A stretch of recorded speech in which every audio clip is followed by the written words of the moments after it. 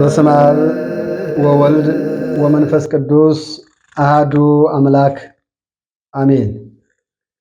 የዲያብሎስን ሽንገላ መቃወም ትችሉ ዘንድ የእግዚአብሔርን ዕቃ ልበሱ። ቅዱስ ጳውሎስ ለኤፌሶን ሰዎች በጻፈው መልእክቱ ምዕራፍ 6 ቁጥር 11 የአባቶቻችን አምላክ እግዚአብሔር ምስጢርን የሚገልጽ እሱ ነውና የራቀውን አቅርቦ የረቀቀውን አጉልቶ ለእኔም ለእናንተም በሚጠቅመን በሚበጀን መልኩ እንዲያስተምረን መልካም ፈቃዱ ይሆንልን። እንደ አምላካችን መልካም ፈቃድ ፈተና በሚል ርዕስ እየተነጋገርን መሆኑ ይታወቃል። እነሆ ዛሬ ደግሞ አምላካችን ቢወድና ይፈቅድ ክፍል 7ን እንማማራለን። በክፍል 7 ውስጥ ዲያብሎስ እኛን የሚሸነግለን በምንድን ነው የሚለውን ሐሳብ መነሻ የሚሆን ሐሳብ የምንወስደው ኦሪት ዘፍጥረት ምዕራፍ 3 ቁጥር 5 ላይ በበላችሁት ጊዜ ዓይናችሁ ይከፈታል። በበላችሁት ጊዜ ዓይናችሁ ይከፈታል። ዋናው ሐሳብ በዚህ ርዕስ ላይ መማማር የፈለኩት ነገር ቢኖር ዲያብሎስ የጥርጥር መንፈስ በእኔና በእናንተ ላይ በማሳደር እግዚአብሔርን እንድንጠራጠረው ጸሎታችን፣ ልመናችን፣ መስዋዕታችን ተቀባይነት እንደሌለው የሚያሳይ መንፈስ በእኛ ላይ እየሰደደ ከእግዚአብሔር ጋር ያለን ግንኙነት ከእግዚአብሔር ጋር ያለን ቁርኝነት ውጤታማ እንዳይሆን ያደርገናል ማለት ነው። ስለዚህ መነሻ ያደረግነው የአባታችን የአዳምን እናታችን የሔዋንን ሕይወት መነሻ አድርገን በእኛ ላይ በምን አይነት መልኩ በሽንገላ መንፈስ ይመጣል፣ ምንስ ብሎ ይሸነግለናል የሚለውን እናያለን። ከምንም በፊት ቸሩ አምላካችን በቸርነትና በምሕረት ብርሃነ ትንሣኤውን አሳይቶ ዕድሜን ጤናን ሰጥቶ ደግሞ ብርሃነ ዕርገቱን ስላሳየን እናመሰግነዋለን። እንኳን ለብርሃነ ዕርገቱ በሰላም በፍቅር አደረሳችሁ። ባሉ ተደራራቢ ነው። እመቤታችን ከግንቦት 21 እስከ ግንቦት 25 በደብረ ምጥማቅ ለክርስቲያኖችም ለእስላሞችም በገሃድ ተጋልጻ የታየችበትን በዓል የምናከብርበት ነው። እንደዚሁም ከጌታችን ከመድኃኒታችን ከኢየሱስ ክርስቶስ አበይት በዓላት ከሚባሉት ከ9 አንዱ በዓለ ዕርገት ነውና እንኳን ለብርሃነ ዕርገቱ አደረሳችሁ። ጌታችን መድኃኒታችን ኢየሱስ ክርስቶስ በሉቃስ ወንጌል ምዕራፍ 24 ቁጥር 48 ጀምሮ ቅዱሳን ሐዋርያትን ለዚህ ነገሮች ሁሉ ምስክሮች እናንተ ናችሁ ብሎ ካስተማራቸው በኋላ እነሆ ኃይልን እስክትለብሱ ጸጋ መንፈስ ቅዱስን እስክታገኙ በሥጋ ጉልበት ሳይሆን በመንፈስ ቅዱስ ጉልበት መበረታት እንድትችሉ ያንን ኃይል ያንን ጸጋ እስክትለብሱ ድረስ በኢየሩሳሌም ከተማ ቆዩ። በኢየሩሳሌም በቤተ መቅደሱ በኢየሩሳሌም የህሊና ቤተ መቅደስ በሆነው በኢየሩሳሌም የኔና የእናንተ መድኃኒት የሆነው የጌታችን የመድኃኒታችን ኢየሱስ ክርስቶስ ቅዱስ ሥጋው ክቡር ደሙ በሚዘጋጅበት ተዘጋጅቶም ደግሞ በምንበላበት በምንጠጣበት በቤተ መቅደሱ ጧት ለኪዳኑ ሰርክ ለቅዳሴው ጧት ለኪዳኑ ቀጥሎም ለቅዳሴው ሰርክ ለስብከተ ወንጌሉ በአጠቃላይ በመንፈሳዊ ሕይወታችን ለውጥ ለማምጣት ከኢየሩሳሌም መውጣት አይገባንምና በኢየሩሳሌም ቆዩ ተብለው በኢየሩሳሌም ቆይተው ያገኙት ጸጋ አለ። እኔም እናንተም እስከ ፍጻሜ ዘመናችን በኢየሩሳሌም ቆይተን መንግስቱ ጽድቁን የምንወርስበትን ኃይልን ጥበቡን እንዲያድለን መልካም ፈቃዱ ይሆንልን። ክርስቶስ ተንሥአ እሙታን በዐቢይ ኃይሎ ሥልጣን አሰሮ ለሰይጣን አግዓዞ ለአዳም ሰላም ሚእዜሰ ኮነ ፍስሐ ወሰላም። የሰላም የፍቅር ባለቤት አምላካችን እግዚአብሔር መድኃኒታችን ኢየሱስ ክርስቶስ የቤተልሔም ሕፃን የቀራንዮ በግ ወልድ ኢየሱስ ክርስቶስ የምስጢር ባለቤት ምስጢርን ገልጦ የሚጠቅመንን ነገር እንዲያስተምርልን ፈቃድ ይሁንልን። ስለዚህ ዲያብሎስ በሰባተኛ ደረጃ የሚሸነግለን ከእግዚአብሔር ጋር የሚያርቀን በምን አይነት መንገድ ነው፣ በምንስ አይነት ሁኔታ ነው የሚለውን የጥርጥር መንፈስ በማሳደር ነው። ያ የጥርጥር መንፈስ የሚያሳድረው እግዚአብሔር እኛን እንደተወን፣ እግዚአብሔር እኛን እንዳልተመለከተን፣ እግዚአብሔር ለኛ የተሻለውን ነገር እንደከለከለን በማሳየትም በማሰማትም እንድንዳስሰውም እንድንራመድበትም እንድንለካውም ብሎም እንድንበላውም እንድንጠጣውም በማድረግ ያንን መንፈስ በእኛ ላይ አሳድሮ እግዚአብሔር አምላካችንን እንድንጠራጠሩ ያደርገናል ማለት ነው። ከጥርጥር መንፈስ አምላካችን እግዚአብሔር ይሰውረን፣ ሁላችንም ይጠብቀን። የአባታችን የአዳምና ሔዋንን ኦሪት ዘፍጥረት ምዕራፍ 3 ከቁጥር 1 ጀምሮ እስከ መጨረሻ ያለውን ሐሳብ እናንተ ውሰዱት። በተለይ መጨረሻ ያለው ሐሳብ ላይ አዳም ከገነት ውጣ ተባለ ነው። እንግዲህ እዚህ ጋር ያለው ኃይለ ሐሳብ እናውቀዋለን። ኃይለ ቃሉ ያለው ኃይለ ቃል ምን እንደሆነ እናውቀዋለን፣ እንረዳዋለን። አዳም ዕፀ በለስን በላ፣ ሔዋንም በለች፣ ከገነት ወጡ ነው። በቃ ታሪኩ ይሄ ነው። ዋናው ግን እንዲበሉ ያደረጋቸው በምን አይነት መልኩ ሸንግሎ ነው። ይሄ ነው ሐሳቡ። ከዛኛን እንዴት ነው የሚሸነግለን የሚለውን ነው ማየት የተፈለገው። እባብም እግዚአብሔር አምላክ ከፈጠረው ፍጥረቱ አውሬ ሁሉ ይልቅ ተንኮለኛ ነበር። ሴቲቱንም በውኑ እግዚአብሔር ከገነት ዛፍ ሁሉ እንዳትበሉ ከልክላችኋልን አላት። ያን ጊዜም ሴቲቱም አለች ለእባቡ አለችው፣ በገነት ካለው ዛፍ ሁሉ እንበላለን፣ ነገር ግን በገነት መካከል ካለው ከዛፍ ፍሬ እግዚአብሔር አለ እንዳትሞቱ ከእርሱ አትብሉ አላቸው።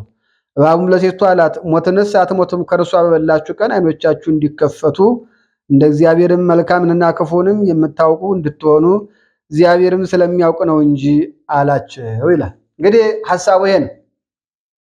በበላችሁት ጊዜ ዓይናችሁ ይከፈታል አላቸው ይላል።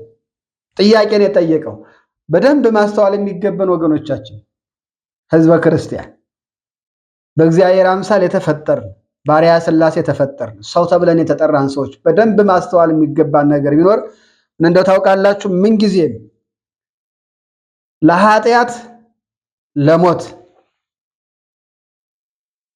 ከእግዚአብሔር ጋር ለማራቅ ከእግዚአብሔር ጋር ያለንን ቁርኝነት ግንኙነት እንዲቋረጥ ማድረግ ሲፈልግ ዲያብሎስ ሩቅ ሰው ይዞ አይመጣም። ይህን በደንብ ማስተዋል ያስፈልጋል። ሩቅ ሰው ይዞ አይመጣም። አጠገብ የሆነ የምታውቀው የምታውቂው ያለሱ እኮኔ ያለሱ አኮኔ ብለህ የተተማመንክበት ሰው ላይ አድሮ ነው የሚመጣብህ። የማታውቀውን ማን እንድትቀበለዋል? አትቀበልም። የማታውቀው አትቀበል። በምታውቀው ሰው ላይ አድሮ ይመጣብሃል። እባብ ከእንስሶች ሁሉ ተለይታ ለአዳምና ለሔዋን እጅግ ቅርብ ነበረች። በዛች ላይ አድሮ መጣ። ትናንትና ለአዳምና ለሔዋን የምትላላከው ታዛዥ የነበረችው እባብ ዛሬ ጥያቄ ይዛ ነው የመጣችው። እግዚአብሔር ሁሉን ነገር ለእናንተ ፈቅዷል፣ ለእናንተ ሰጥቷል። እንደው ከገነት ዛፍ ሁሉ እግዚአብሔር አትብሉ ያላችሁ ነገር ይኖራል ወይስ ሁሉንም ፈቅዶላችኋል የሚል ጥያቄ ይዛ መጣች። የትናንትናው እባብ ሆነ አይደለም ዛሬ የመጣችው። ሌላ ሐሳብ፣ ሌላ መንፈስ ተሳፍሯት ነው የመጣችው። በዙሪያችን ያሉትን ከቅርብ ቤተሰቦቻችን እስከ ሩቅ ጓደኞቻችን ድረስ ሁልጊዜ በተለይ ከአምልኮት ጋር ተያያዥነት ባለው ነገር ንግግር ስንጀምር ሁልጊዜ ማንነታቸውን መፈተሽ ያስፈልጋል፣ ማየት ያስፈልጋል። ትናንትና በመጣበት መንፈስ ነው የመጣው፣ ትናንትና በመጣችበት መንፈስ ነው የመጣችው በማለት ማስተዋል መረዳት ያስፈልጋል። ለምን በቤተ መቅደስ ከሚያገለግሉት ሁሉ ሳይቀር ዛሬ እያየን አደን ያለነው ለእግዚአብሔር ቅርብ ናቸው ያልናቸው ፍጹም ያመንናቸው አይደለም። እኔም እናንተም በእምነታችን እንዳንጠነክር የጥርጥር መንፈስን እየዞሩ ያሉት ካባውን ለብሰው ሻሹን ጠምጥመው አይደል? ስለዚህ እባብ ዛሬ ጥያቄ ይዛ ነው የመጣችው። አይ ሁሉን ተፈቅዷል ግን አለችው፣ አንድ ዕፀ በለስ ብቻ ተከልክለናል፣ ሌላው ተፈቅዷል። በጣም የሚገርም እንደው ታውቃላችሁ ወገኖቼ፣ እጅግ ብዙ ነገር ተፈቅዶልን ትንሽ ነገር ስንከለከል ሁልጊዜ እዛ ላይ አይናችን ያተኩራል። ሁልጊዜ እዛ ላይ ህሊናችን ያተኩራል። ያን ነገር እግዚአብሔር ለኛ ነፍጎን ጨክኖብን የከለከለን ይመስል ሁልጊዜ እዛ ላይ እናተኩራል። አዳምና ሔዋን ሁሉ ተፈቅዶ አንድ ዛፍ ብቻ ነው የተከለከሉት። አንድ ዛፍ ተከልክለው ያችን ዛፍ ሁልጊዜ ያዋታል። ለምንድን ነው ይችን ዛፍ የተከለከለው? ቢንመላት ምን ይኖርባታል? አንዱ ግለሰብ ነው እና ገበሬ ነው። ሁልጊዜ ወደ እርሻ ሄዶ ባረሰም በቆፈረም ቁጥር ወይ አዳም እያለ ነው ስራ የሚሰራው እና አንድ አዛውንት ደግሞ በዛ ሲያልፉ ሁልጊዜ እንዲል ልጄ ምን ሆነ ነው አሉ። አይ አዳም ያችን ዕፀ በለስ እኮ ባይበላ ኑሮ ዛሬ እኔ እንደዚህ በልፋት አልኖርም ነበር፣ በሰላም በገነት ኖር ነበር። ስራው ነው የከበደ። ታዲያ ምን ከበደኝ? መውጣት መውረድ በልና ሳሰራ ዝም ብለህ ኃላፊ አድርጌ በእኔ ቤት አስቀምጣለሁ እና አሉ። ደስ ብሎ ተደ ባለው ሀብትና ንብረት ሁሉ ሾመው። አዛዥ፣ ቆራጭ፣ ፈላጭ ሆነ እና እኒህ አዛውንት በአንድ ወቅት ለስብሰባ ለስራ ጉዳይ ማለት ነው ወደ ሌላ ሀገር ይሄዳሉ እና ባዶ ጠርሙስ አመጡና በልጄ እስካሁን ከሰጠው ኃላፊነት የበለጠ ኃላፊነት በዚህ ጠርሙስ ላይ ደግሞ ሰጣለሁ። እስካሁን የነበረው ኃላፊነት እንዳለ ሆኖ ይችን ጠርሙስ ደግሞ በተለየ መልኩ ላይ እንድጠብቅ አደራ ብለው አስረክበውት ሄዱ። ሁሉ ሀብት በሱ ቁጥጥር ውስጥ ነው ያለው። ግን ጧት ማታ ይሄ ሰውዬ ለምንድን ነው ይችን ጠርሙስ ማንም እንዳይነካት እንዳትከፈት ያለኝ እያለው ሁልጊዜ ጧት ማታ የሚያችን ጠርሙስ ከእንቅልፉ ሲነሳም እሷን ነው የሚያየው፣ ማታ ሲተኛም እሷን ሳይተኛ። ይህንማ ማየት አለብኝ አለ። እንዴት ባዶ ጠርሙስ አትክፈት አለኝ? ባዶ ጠርሙስ መሆኑን ካወቀ መክፈት ለምን አስፈለገ? ይደለም ወገኖቼ፣ እግዚአብሔር የሚጠቅመንን ነገር አይከለክለን። አትስከር ያለህ እኮ ወገኔ ራስን እንዳታዋርድ ነው። በምድር ራስን እንዳታዋርድ፣ በሰማይ መንግስቱ ጽድቁን እንዳትከለከል። አትስረቅ ያለ የሰረከው ነገር ውጤት ያመጣል። ሙስና አትቀበል፣ ለፍተህ ያላገኘው ነገር በረከት አይሆነውም። ምቀኛ አትሁን፣ ተንኮለኛ አትሁን፣ አድመኛ አትሁን፣ ህሊና ሰላም አያገኝም። ለምን? ኢሳይያስ 57 ቁጥር 1 ላይ አምላኬ እንዲህ አለ ይላል ነብዩ እግዚአብሔር ቅዱስ ኢሳይያስ፣ ለክፉዎች ሰላም የላቸውም ይላል። ክፉ ሰርተህ ሰላም አታገኝም፣ ሰላም አይኖርም። ስለዚህ ያ ሰው ከፈታት፣ ምንም የለም፣ መልሶ ከደለ። እኛ አዛውንት ባለስልጣን ከሄዱበት ሀገር ተመለሱ። ሀብት ንብረቱ ታየ፣ ሁሉም ሰላም ነው። ያችን ጠርሙስ አንጣት ተበለ። ይሄው ጌቶች አላምቶ እንዲህ ይሰጣል እና ሳይከፍቱ ነው አዛውንቱ ሳይከፍቱ ባዶዋን ጠርሙስ እንዲህ አዩና፣ አይ ልጄ አንተ በአዳም ትፈርዳለህ እንጂ አንተስ መቼ ተሰጠን አደራ ተወጣ። ችን ጠርሙስ ከአንተ ውጭ የሚያውቃት የለም፣ ባዶ ነች። ለምን ከፈትካት? ኧረ አልከፈትኳትም። ባዶ እንደሆነች እየተናገሩ አይደል እኮ ባዶ ነች፣ እኔም አልከፈትኳትም እኮ። ሁልጊዜ ወገኖቼ የማይታወቅ የሚመስለን ነገር ካለ የማይታወቅ ነገር አይኖርም። አገር ለቀን የምንሰራው ኃጢአት ካለ፣ ጨለማ ውስጥ ነን የምንሰራው ኃጢአት ካለ፣ ቤት ዘግተን የምንሰራው ኃጢአት ካለ፣ እነዚህ ሁሉ ለፍጡር ናቸው። ለእግዚአብሔር የትኛውም ቦታ ለሱ ፊት ለፊት ነው የምንታይ። ለዛ ነው ነብዩ እግዚአብሔር ቅዱስ ዳዊት በመዝሙር 138 ቁጥር 7 ላይ ጌታ እግዚአብሔር ሆይ ካንተ መንፈስ ከሚጠብቀኝ ከሚከታተለኝ ጧት ማታ በየሰከንዱ ከሚያይ መንፈስ ይተዳለሁ። ወደ ላይ ቦታ አለ፣ ወደ ታች ወደ ጥልቁ ወርድም አለ፣ ምስራቅ ምዕራብ ሰሜን ደቡብ ብመለከትም አለ። ጨለማው ሸፍነኛል ብዬ ጨለማውንም ተገን ባረገው ለካ ባንተ ዘንድ ጨለማ የለም። ለምን? የጨለማ ባለቤት አንተ ነህና። ስለዚህ አንተ መሸሽበት የለም ማለት። ስለዚህ ሰውየው ተከራከረ። የለም ጌቶች አልከፈትኳትም ማለት ከፈታለች።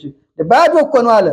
ባዶ መሆኑን እያወቅህ ለምን ከፈትከው ነው እያልኩ አለ። አልከፈትኳትም። አይ ልጅ ጠርሙሷ ውስጥ ትንኝ አስቀምጬ ነበረ፣ ስትከፍታት ግን ትንኝ ዋለች። ስለዚህ አሁን የለችም።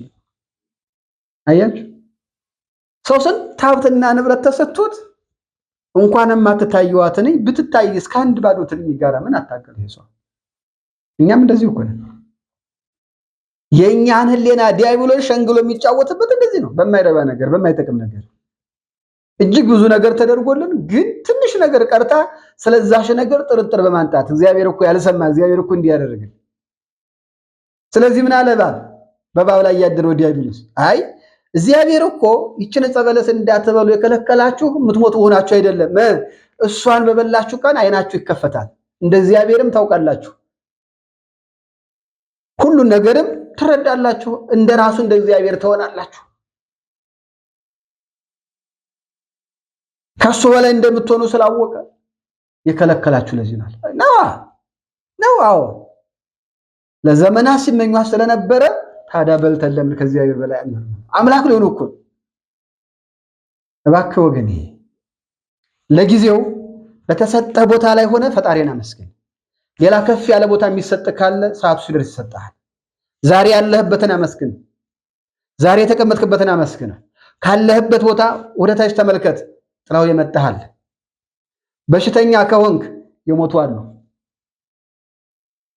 አተ ከሆነ የተቆረጡ የታመሙ አሉ። ትዳር ከሆነ ትዳር ለመያዝ አቅም የሌላቸው ሰዎች አሉ። ልጅ መውለድ ፈልገ ከሆነ ልጅ ወለዱ። ዛሬ ልጆቻቸው ሞተው መካን ሆኗል። ሁሉንም በፈቀደ በሁሉም ሰዓት እግዚአብሔር እንዲያደርግ መብቶ ስጡ። ለዛ ነው ቅዱስ ጴጥሮስ በአንደኛ ጴጥሮስ ምዕራፍ 5 ቁጥር 7 ላይ የሚያስጨንቃችሁን ሁሉ በእርሱ ላይ ጣሉት፣ እሱ ይጨነቅ ማለት ነው። አንተ በሰላም ኑር፣ አትጨነቅ። ስለዚህ ስትበሉ አይናችሁ ይከፈታል። ነው በሉ፣ ቆረጡ። በቃ እሷን በላች፣ ወስዳ በላችሁ ለአዳም። በቃ ባጭሩ የአዳምና እናንተ ታሪክ እዚህ ጋር አለቀ። በሉ። ከዛስ መተፋፈር ጀምሮ ራቆት ነው ሮጡ። ገነት ዛፍ ላይ ተደበቁ። ከማን? ከእግዚአብሔር። እኛም እንደዛ ነን እኮ ሙስና ስንቀበል፣ አላስፈላጊ ጥፋት ስናጠፋ፣ አላስፈላጊ ወንጀል ኃጢአት ስንሰራ የሆነ መደበቂያ አይደል የምንፈልገው? ግን እኮ እዛ ጋር እግዚአብሔር አለ። ለምሳሌ እናንተ ያላችሁበት የፎቅ ትልቅ ፎቅ ነው፣ 50 ምናምን ወደ ላይ ርቀት ያለው ፎቅ ነው። እዛ ጋር መጨረሻው ላይ ሆናችሁ ኃጢአት ብትሰሩ ያ ፎቅ ግን የቆመው እግዚአብሔር የፈጠራት መሬት ላይ ነው። ስለዚህ የመሬቱ ባለቤት እግዚአብሔር ያያል፣ ይመለከታል። ስለዚህ ኦሪት ዘፍጥረት ምዕራፍ 3 ቁጥር 9 ላይ አዳም አለ እግዚአብሔር እኔና እናንተንም በደል ሰርተን ስንደበቅ ከተደበቅንበት አወጥቶ ለድነት ያብቃል። አዳም አቤት የት ሆነህ ነው? እዚሁ ሆኜ ነው። የት? እዚህ ገነት ዛፍ ስር። ምን ሆነህ? ድምፅህን ስሰማ ፈራሁ አለ። እግዚአብሔር እኮ ልክ ዕፀ በለስን ሲቆርጣት አዳም እግዚአብሔር አንተ አትብላ የሚል ድምፅ አልሰጠውም። ነገር ግን ኦሪት ዘፍጥረት ምዕራፍ 2 ቁጥር 16 ላይ አዳም ይችን ዕፀ በለስን እንዳትበላ ስትበላ የሞት ትሞታለህ የሚል ቃል ነግሮታል። ልክ ዕፀ በለሷን ከበላ በኋላ ያ ቃል እንደ ገደል ማሚቱ አስተጋባበት። የሞት ትሞታለህ፣ የሞት ትሞታለህ። ለዚህ ነው ኢሳይያስ ቅዱስም ባለው ለክፉዎች አምላኬ ሰላም የላቸውም። ክፉ ሰርተን ህሊናችን ሰላም አይተኛም። ማንም ባያየን የኛ ህሊና ግን ሰላም አይሰጠንም። አትብላ ያልኩህን ዕፀ በለስ በላህ አለው። አዎ ለምን? የሰጠኸኝ ሴት አሳሳተችኝ። አንቺ ለምን እንዲህ ያለሽኝ? እባብ አሳሳተኝ። አዳምም ሔዋንም እባብም እነዛ ምክንያታቸው ሁሉ ሳይጠቅማቸው ውጡ፣ አንተም ካንተ የተነሳ መሬት የተረገመች ትሆናለች፣ ጥረህ ግረህ ትበላለህ በወዝህ በላብህ፣ አንቺም ስትወልጅ በጣይር በምጥ ትወልጃለሽ፣ ከወለድሽ በኋላ ፈቃድሽ ወደ ባልሽ ይሆናል። ዕፀ በለሷን እንደቆረሻት የሴትነት ማንነትሽ ደግሞ በየወሯች ደምች ወራባ የምትባሏ እሷ ትደማለች። ስለዚህ ከእግዚአብሔር ቃል ይልቅ ማንን አመኑ? በእባብ ላይ ያደረው ዲያብሎስን አመኑት። ወገኔ ካነበብከው የእግዚአብሔር ቃል፣ ከሰማው የእግዚአብሔር ቃል፣ በተለያዩ መምህራን ከተማርከው የእግዚአብሔር ቃል፣ አንተ ዕውቀት ኑሮህ የማንበብ ዕድሉ ገጥሞህ ካነበብከው የእግዚአብሔር ቃል ማንም ቤተሰብ አይበልጥ፣ ማንም አይበልጥ። የተሻለ የሚመስለን ሞት ይዞ የሚመጣ ነው። የጥርጥር መንፈስ በሀብት ላይ፣ በጤና ላይ፣ በስልጣን ላይ እኔ ከሁሉ የተሻልኩ ነኝ እሆናለሁ መሆን አለብህ በማለት የተለያየ ጥርጥር መንፈስ ሊያመጣብህ ይችላል። ስትበላው አይኑ ይከፈታል አለ። ምን አይኑ ተከፈተ? አይኑ ታወረ እንጂ አዳም አይኑ ታወረ። እኔና እናንተን በሰዎች ላይ እያደረ የሚሆን በህሊናችን ላይ እያደረ ከእግዚአብሔር እንደታርጎ ነው የጥርጥር መንፈስ የሚያሳድርብን። ወደ ጠንቋይ ቤት እንድንሄድ የሀብትና የሌላ ጉዳይ እንዲያስጨንቀን እግዚአብሔር ለአንተ ሀብትና ንብረት ያልሰጠ፣ ትዳር ያልሰጠ፣ ልጅ ያልሰጠህ ወዘተ እግዚአብሔር እኮ አንተን አይሰማህም ይላል። እስኪ እንዲህ ይላል መጽሐፍ ቅዱሱ 3ኛ መቃብያን ምዕራፍ 1 ከቁጥር 6 ጀምራችሁ ሙሉን አድርጉት። እኔ የተወሰነ ሐሳብ ብቻ ላነብላችሁ። ምን ይላል? እነሆ የወደዱት ሕጉንም የጠበቁ ሰዎች ስለዚህ ነገር እኔን ይጠላሉ። ከጌታቸው ሕግ ወጥተው የሳቱ ሰዎች ግን ወደ እኔ ይመጣሉ፣ እኔንም ይወዳሉ፣ መሐላዬንም ይጠብቃሉ። እኔ ልቦናቸውን አከፋለሁ፣ ወደ ፈጣሪያቸው ወደ እግዚአብሔርም እንዳይመለሱ ሐሳባቸውን እለውጣለሁ። እኔ እንዳዘዝኳቸው ትእዛዜን ያደርጋሉ። ትእዛዙ ምንድን ነው? የዚህን ዓለም ገንዘብ ባሳየኋቸው ጊዜ ከቀናቸው ሕግ አርቃቸዋለሁ። ቆንጆችና መልከ መልካም ሴቶችንም ወንዶችንም ባሳየኋቸው ጊዜ በዚህም ከቀናቸው ሕግ አርቃቸዋለሁ። የሚያበሩ የዕንቁ ዕንቁዎችን ብርና ወርቅን ባሳየኋቸው ጊዜ በዚህም ከቀናቸው ሕግ አርቃቸዋለሁ። ቀጭን ልብስ ቀይ ሐርልም ባሳየኋቸው ጊዜ ከቀናቸው ሕግ አርቃቸዋለሁ። በትዕቢትም ስለ ሴቶችም ስለ ወንዶችም በዚህም ከቀናቸው ሕግ አርቃቸዋለሁ። ማደሪያ ላደረግኳቸው ሰዎች ምልክትን አሳየኋቸው። በከዋክብት አካሄድ በደመና መውጣትና በእሳት ማናፋትም ቢሆን በአውሬዎችና በወፎች ጩኸትም ቢሆኑ እነሳቸው ማደሪያዎች ናቸውና በዚህ ሁሉ በልቦናቸው ላይ ምልክትን አሳድርባቸዋል። ተናግረው ለባልንጀሮቻቸው ምልክት ስትሰጧቸዋል። እነዛ ሟርተኞቻቸው እንደነገሯቸው እኔ አስቀድሜ ምልክት ሆናቸዋለሁ። የመረመርኳቸው ሰዎች ይስቱ ዘንድ ለጠንቋዮቹም ዋጋ ይሰጧቸው ዘንድ እንደተናገሩትና የሚደረግላቸው ትንቢትንም የሚያውቁ ክፉና በጎንም ሁሉ የሚለዩ እንደተናገሩት የሚሆንላቸው እንደ ቃላቸውም የሚደረግላቸው እንደ ገሊትና እንደ ገሌ አዋቂዎች የሉም ብለው ለባልንጀሮቻቸው ይነግሯቸው ዘንድ የቃላቸውን ምልክት አደርግላቸዋለሁ። እነሆ የሚጠፉ በእኔም የሚሹ ሰዎች ፈጽመው ይበዙ ዘንድ የአዳም ልጆች ይጠፉ ዘንድ ይህንን በተናገርኩ ጊዜ ደስ ይለኛል። ነገር ግን ላሳትኳችሁና ለእኔ ከገሃነም ከዘላለም ድረስ መውጫ የለንም። በዚህ ጥርጥር መንፈስ ያልሳተ ያልወነበደ ማን አለ? እኔም እናንተም በዚህ ውስጥ ሁላችንም ሄደናል።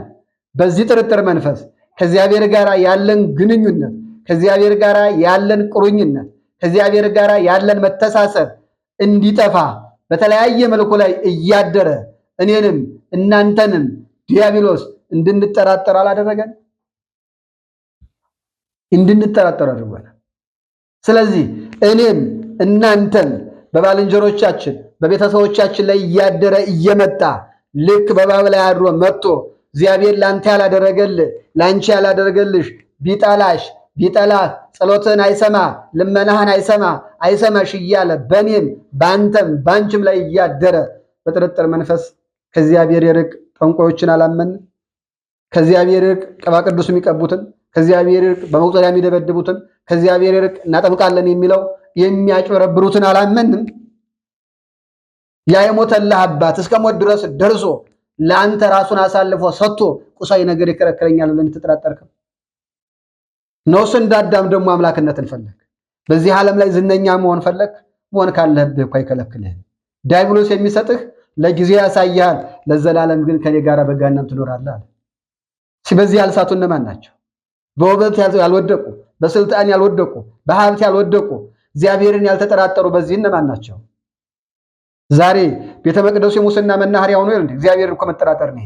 የሰራሁትን አይባርክልኝም ሙስና ካልተቀበልኩ ማለት እኮ ይሄ እኮ ጥርጥር ነው። ጥርጥር እኮ ነው። ሰው የተሰጠውን ተፈቅዶ የተሰጠውን ነገር ባርክልኝ ማለት ሲችል ያልተሰጠውን ሲፈልግ እግዚአብሔርን ሲጠራጠር ይወድቃል፣ እንኮታኮታል። ጤና አይሆንህም፣ ሰላምም አይሰጥም፣ ፍቅርም አይሰጥም፣ ደስታም አይሰጥም። ለምን?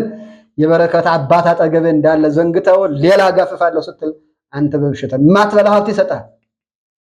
ትሰበስባለህ፣ አትበላው። በየሆስፒታሉ በየጸበሉ በተለያየ ቦታ ከሀገር እስከ አውሮፓ ድረስ እየሄድክ ገንዘብን ታጠፋለህ። ያመጣኸው ባመፃ ነውና፣ ያመጣኸው እግዚአብሔርን ተጠራጥረ ነውና፣ ያመጣኸው እንዲህ አይነት መንደር ሄደ ነውና እግዚአብሔር ስትጠራጠረው አሳልፎ ይሰጣል። ለዛ ነው ቅዱስ ጳውሎስ በሮሜ መልእክቱ ላይ ምዕራፍ 1 ቁጥር 1 ላይ እግዚአብሔርን እያወቁ እንደ እግዚአብሔርነቱ ስላላመለኩት ለራሳቸው ሐሳብና ምኞት አሳልፎ ሰጣቸዋል። ለሎቱ ስብሐት። ከዚህ ሁላችንም ይጠብቀን። ለራሳችን ምኞትና ሐሳብ እግዚአብሔር አሳልፎ ከሰጠን ለኔም ለእናንተም ከባድ ነው ወገኖች። አዳምን ነው ብላ ብይ ከበላህ ነው ይከፈታል። እንደ እግዚአብሔር ሁሉን ታውቃለህ፣ ሁሉን ትረዳለህ። ደንቆሮ ሆነ ጭራሽ። ቁጭ ብሎ መብላት የሚችለው እየደከመ እየወጣ እየወረደ መብላት ውስጥ ላይ ገባ። ጤነኛ ሆኖ መብላት ሲችል አሁን በሽተኛ ሆነ። በሰላም ኑሮ ሲችል አሁን ሰላም አጣ። በደስታ ሲኖር አሁን ደስታ አጣ። ዛሬ ማን ነው በየቤቱ ደስታ ያለ? ትዳር አጥተው ከምትጨነቅ ትዳር የሚሰጠውን ጌታ ለምን አምነህ አትጠይቁም? በቃ ጊዜው ሲደርስ ሰጥሃል፣ ጠብቀው። አዳምና ይቅርታ ሳራና አብርሃም በ100 እና በ90 ዓመት ልጅ ተሰጣቸው። ስለዚህ ዛሬ እኔና እናንተ የምናመልከው አምላክ ያን የሚያደርግ አይደለም፣ ሌላ ነው ማለት ነው። ካህኑ ዘካርያስና ኤልሳቤጥ እንደዚሁ በ90 እና በ100 ዓመት ተሰጣቸው። ስለዚህ አምላክ ሌላ ነው ማለት ነው። የተለየ አምላክ ነው እኔም እናንተም የምናመልከው። ለምን ተራጠር ጊዜ ሄደ፣ እድሜ ያለፈ ምንም ማንለው ነገር አለ። እግዚአብሔር ተጠራጥሮ ጠብቀው በቦታውና የማይሰጥ ከሆነ ጠብቀው እየው። ለዚህ ነበረ ታላቋ እናት ሐና እግዚአብሔርን ጠብቃ ታሪኳ ሲቀየርላት እንዲህ በማለት የጸለየችው። እግዚአብሔርን የጠበቀ ሳይጠራጠር በዛው ባለበት ዓላማ የጠበቀ ምንጊዜም አያፍርም። አንደኛ ሳሙኤል ምዕራፍ 2 ከቁጥር 1 ጀምሮ እንዲህ ትላለች የነብዩ የሳሙኤል እናት ሐና። ሐናም ስትጸልይ እንዲህ አለች፣ ልቤ በእግዚአብሔር ጸና፣ ቀንዴም በእግዚአብሔር ከፍ ከፍ አለ። አፌ በጠላቶች ላይ ተከፈተ፣ በማዳን ደስ ብሎኛል። እንደ እግዚአብሔር ቅዱስ የለምና እንደ አምላካችንም ጻድቅ የለምና፣ ካንተ በቀር ቅዱስ የለም። አትታበዩ፣ በኩራትም አትናገሩ፣ እግዚአብሔር አዋቂ ነውና፣ እግዚአብሔርም ስራውን የሚመዝን ነውና። ካፋችሁ የኩራት ነገር አይውጣ። የኃያላን ቀስት ሰብሯል፣ ደካሞችን በኃይል ታጥቀዋል። ጠግበው የነበሩ እንጀራ አጡ፣ ተርበው የነበሩ ከራብ አርፈዋል። መካኒቱ 7 ትወልዳለችና ብዙም የወለደችው ደክማለች። እግዚአብሔር ይገድላል ያድናል፣ ወደ ሲኦል ያወርዳል ያወጣል። እግዚአብሔር ድሃ ያደርጋል፣ ባለጠጋም ያደርጋል፣ ያዋርዳል፣ ደግሞም ከፍ ከፍ ያደርጋል። ከሕዝቡ መኳንንት ጋር ያስቀምጣቸው ዘንድ የክብርን ዙፋንም ያወርሳቸው ዘንድ ችግረኛውን ከመሬት ያነሳል፣ ምስኪኑንም ከጉድፍ ያስነሳል። የምድር መሰረቶች የእግዚአብሔር ናቸውና አለች። አየህ ምዕራፍ 1 ከቁጥር 7 ጀምሮ ስታነባው አንደኛ ሳሙኤል ግን ሐና ልጅ በማጣት አነባች፣ አለቀሰች ይላል። በተለይ ቁጥር 12 ጀምሮ ደግሞ ስታነቡት ካህኑ ኤሊ ስካርሽን አርቂው ካንቺ እስከ መቼ ነው ሁሉ ብሏታል። ኧረ እኔ አልሰከርኩም። ግን ልቡ ያዘነባት ሴት የዘጋውን ማህፀን መክፈት ወደሚችለው ጌታ እሱን የተማጸንኩ ነው ያለው ነው እንዴ? አዎ እንግዳስ የእስራኤል አምላክ ልመናሽ ይስማ። ከዛ እንባዋን ተወች፣ ተጽናናች። ያማባት የዘጋውን ማህፀን ከፈተና ይሰጣት። ከዛ ምን አለች? እንደ እግዚአብሔር ያለ ማንም የለም። እስኪ ቅድም ዲያብሎስ ከዘረዘራቸው መንደሮች ላይ ተጉዘህ እስኪ ሰላም ያገኘህ እስኪ ራስኬን እስኪ አንተ እስኪ ማነ ሰላም ያመጣ? ዛሬ የሆነ ነገር ታገኝና ወዝወዝ ሲልብህ የለም እንዲህ ስላላረክ ነው ይላል፣ ይሄዳል። የሆነ ነገር ትላለህ። ትናንትና በገብስ ዶሮ፣ በምን ጥቁር ዶሮ፣ ቀይ ዶሮ፣ ነጭ ዶሮ ነበር የሚለው። ዛሬ ግን ምን ውላል መሰለህ? ጠንቋም ተቀይሯል እኮ። ጎበዝ ነው እሱ፣ ተቀያይራሉ። ጎበዞች ናቸው። ዛሬ ገብርኤል ጸበል አዝዤልሃለሁ ይላል፣ የማርያም ጸበል አዝዤልሃለሁ ይላል፣ 41 የጊዮርጊስን ጸበል ተጠመቅ ይላል። አንተ ታዲያ እንዴት ያሉ አዋቂ ናቸው እሳቸው እኮ ከሚያዙት ጸበል ነው አለ። እና ታዲያ በምን ያታልህ? በምን ያጠራጥረህ? ታዲያ ትሮጣለህ። የሞተልህ አባት አጠገብ ቁጭ ብሎ እሱን ማመን አቅቶህ፣ እሱን መደገፍ አቅቶህ። ለዛ ነው ዮሐንስ 15:5 ላይ ብትሮጥም ያለኔ ምንም ልታረግ አትችልም። ኃያላን ሀገሮች ሰላም ለማንጣት ብዙ ዘመናዊ መሳሪያዎች ገዝተዋል፣ የተለያዩ ጥበብ አድርገዋል። ግን ሰላም የለም። ለምን? እግዚአብሔር የለበትም። በህይወትህ ሰላም ያጣህ፣ ደስታ ያጣህ፣ ፍቅር ያጣህ መጠራጠርን ተውና ይህን አባት ተደገፈው እያለች ነው ትላቋ እናት ሐና። ሲፈልግ ያድህያል፣ ከፈለገ ባለጸጋ ያደርጋል። ወደ ሲኦል ያወርዳል፣ ከሲኦልም ያወጣል። ይገድላል፣ ያድናል፣ ይሰጣል፣ ይነሳል አለች። ሰለስቱ ምዕት በቅዳሴያቸው ምን ይላሉ? ይህንን ሲያንጸባርቁት እግዚአብሔር እንደማይሰማ ዝም ይላል፣ እንደማይሰጥም ያዘገያል ይላል። የኔ ወንድ፣ የኔ እህት፣ የኔ ወገኖች እንደኔ ሰው ሆናችሁ ጆሮን የሰጠ እግዚአብሔር አይሰማም? ዓይንንስ የሰጠ እግዚአብሔር አያምን? ነቢየ እግዚአብሔር ቅዱስ ዳዊት እንዲህ አለ በመዝሙር 33 ላይ መዝሙር 33 ቁጥር 15 የእግዚአብሔር ዓይኖች ወደ ጻድቃን ጆሮዎቹም ወደ ጩኸታቸው ነውና ይላል። አይ የእግዚአብሔር ዓይኖች ወደ ማን? ወደ ጻድቃን፣ ጆሮዎቹም ወደ ጩኸታቸው ነው። ሕግና ስርዓቱን ጠብቀው በሚቀመጡ በማይጠራጠሩት።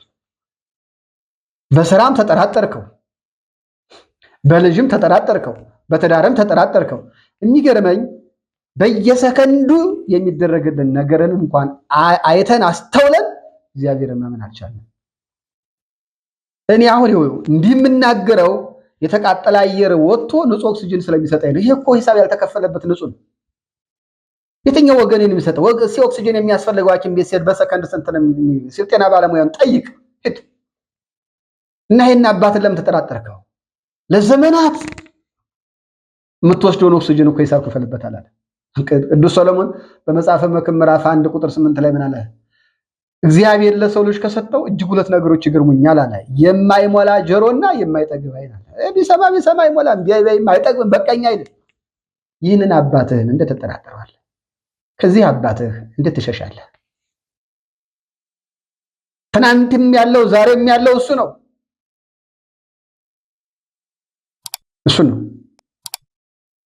ቅዱስ ያዕቆብ በመልእክቱ እንዲህ ይላል፣ ከምትጠራጠር ይርቅ አምነህ ጠይቀው ይላል። ያዕቆብ ምዕራፍ 1 ቁጥር 5 ያዕቆብ መልእክት ምዕራፍ 1 ቁጥር 5 ለኔም ላንተም ላንቺም ለሁላችን የእግዚአብሔር ቃል እንዲህ ይለናል፣ ከእናንተ ግን ማንም ጥበብ ቢጎለው ሳይነቅብ በልግስና ለሁሉ የሚሰጠውን እግዚአብሔር ይለምን፣ ለእርሱም ይሰጠዋል። ነገር ግን በምንም ሳይጠራጠር በእምነት ይለምን። የሚጠራጠር ሰው በንፋስ የተገፋና የተነቃነቀን የባህር ማዕበልን ይመስላል። ሁለት ሐሳብ ላለው በመንገዱ ሁሉ ለሚወላወል ለዛ ሰው ከጌታ ዘንድ አንዳች ነገር አይሰጠውም። ሕይወት ግን ይዋል ተመልከተው። ሁሉን ነገር ይኸው፣ ሁሉን ነገር አስተውል፣ ተረዳ። ይኸውና በእያንዳንዱ መንገድ ለኔም ላንተም ላንቺም የሚያስፈልግን ቀድሞ የሚያውቅ የሚረዳ በማቴዎስ ወንጌል ምዕራፍ 6 ቁጥር 8 ላይ የሰማይ አባታችሁ እሱ ጠባቂያችሁ እሱ መጋቢያችሁ እግዚአብሔር ሳትለምኑት ሳትጠይቁት የሚያስፈልጋችሁን ያውቃል ተብሎ እንደተጻፈ ሁሉ ለኔም ላንተም ያ ቸር የሆነው አባት ያ ፍቅር የሆነው ጌታ ይሰጣል። ግን አትጠራጠረው፣ ግን እመነው። በእሱ ስትደገፍ ላንተ የሚያስፈልግህ ቀድሞ እሱ ያውቃል። ስለዚህ ያዕቆብ ምን አለ? ካንተ ጥበብ የጎደለው ማለት ትዳር ነው ያጣኸው፣ ልጅ ነው ያጣኸው፣ ሰላም ነው ያጣኸው፣ ፍቅር ነው ያጣኸው፣ ምንድን ነው ያጣኸው? ያጣኸውን መስጠት ወደሚችለው ጌታ ሳትጠራጠር በእምነት ለምነው። ለሚጠራጠር ሰው ለዛ ግን ከእግዚአብሔር ዘንድ አንዳች ነገር አያገኝም። ጸሎታችን እኮ ጥርጥር ያለበት ነው። ድንግል ማርያም ወይ እንዲህ እኮ ፈልጋለሁ አድርጊልኝና ያንስ ካላረግሽ አይሰጣትም። አንተ ቸሩ መድኃኒዓለም ወይ እንዲህ ፈልጋለሁ ይሄን አድርግልኝ ካላረግ አይሰጥም። ስለዚህ ይሄ እምነት ነው። ይሄ እኮ ሙስና ነው። ይሄ እኮ ለምድራዊ ሰዎች የራቀውንም የቀረበውንም ረቂቁንም ግዙፉንም ለይተው ማወቅ ለማይችሉ ሰዎች ላይ እንዲህ ያደርጉልኝና እንዲህ እንዳርግላችሁ ምንላቸው ነው። እግዚአብሔር እኮ ሳትጠይቀው ዓይን ሰጠ፣ ሳትጠይቀው ጆሮ ሰጠ፣ ሳትጠይቀው እጅ ሰጠ፣ ሳትጠይቀው እግር ሰጠ፣ ሳትጠይቀው ሙሉ አካል ሰጠ። ይህን ጌታ ትጠራጠረዋለህ?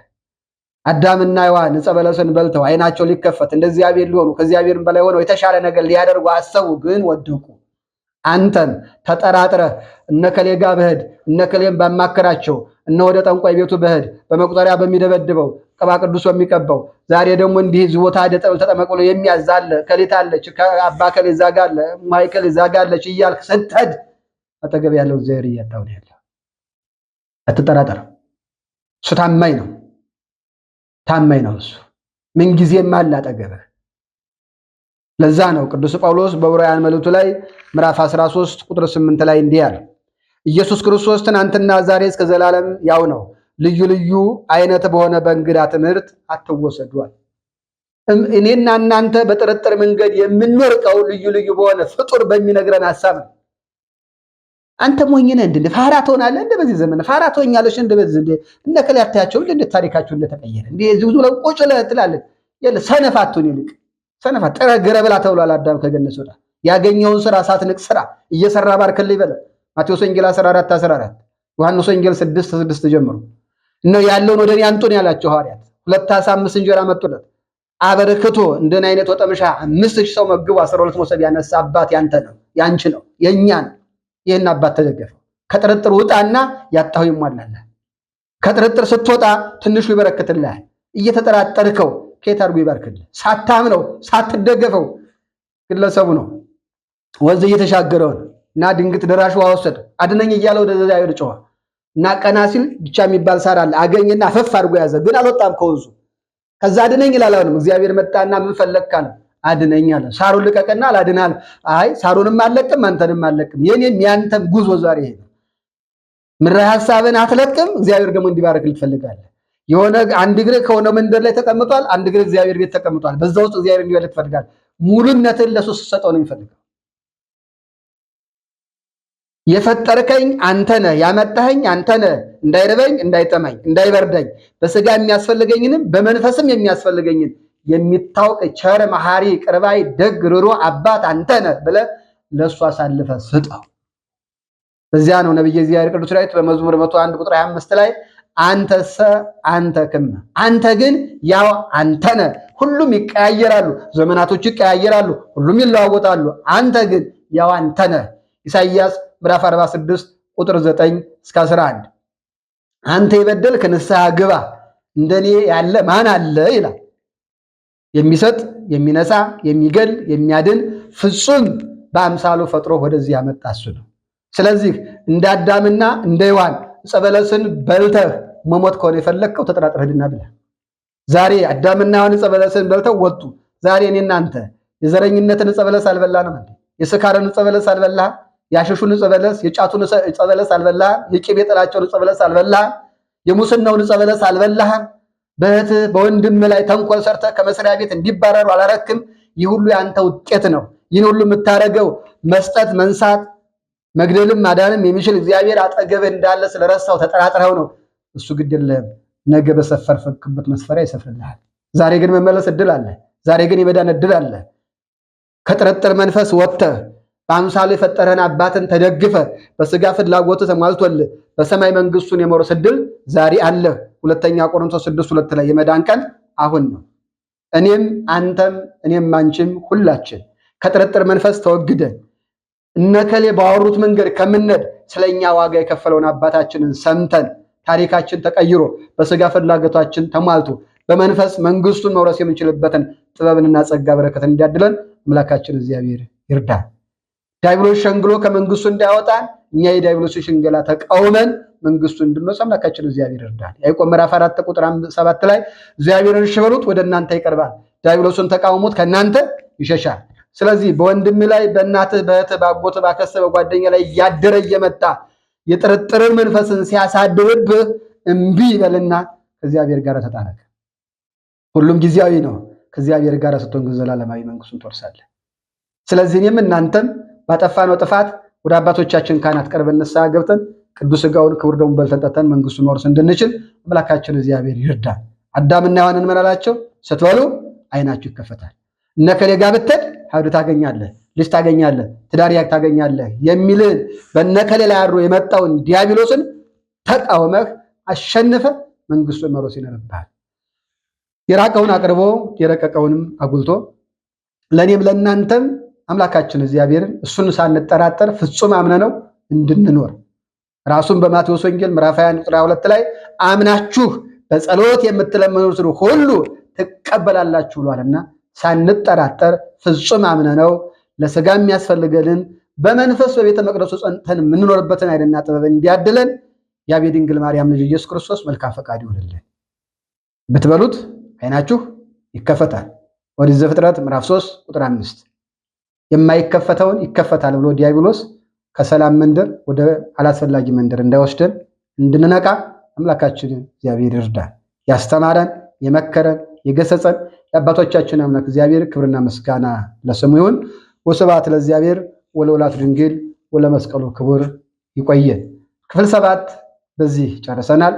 ሳምንት ደግሞ እንደ አምላካችን መልካም ፈቃድ ክፍል 8ን እንማማራለን።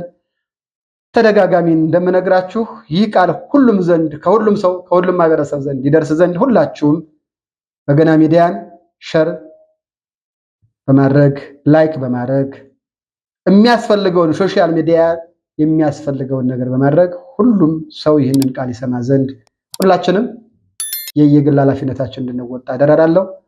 የእግዚአብሔር ቸርነት፣ የድንግል ማርያም አማላጅነት፣ የአባቶቻችን ጸጋና በረከት፣ የመላእክት ጠባቂነት በእኔም በኃጥኡ በእናንተም በልጆቹ ላይ አድሮና ጸንቶ ይኑር።